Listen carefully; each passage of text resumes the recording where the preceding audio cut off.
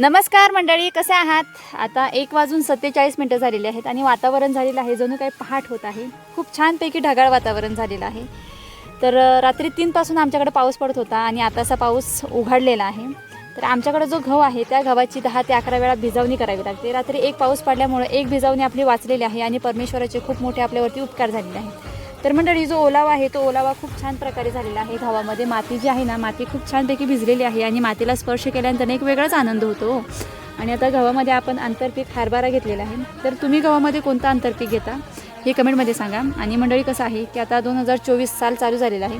सरकार लागलेलं आहे इलेक्शनच्या मागं. तर कसं आहे की परिस्थिती कशी असो, आपण शेतकरी आहोत, लढायचं, हारायचं नाही आणि युनिक पद्धतीने शेती करण्याचा प्रयत्न करा आणि आपली प्रगती करायच्या मागे लागा. चाल पुढं तुला रगाड्या भीती कशाची, परवा भिकुनाची.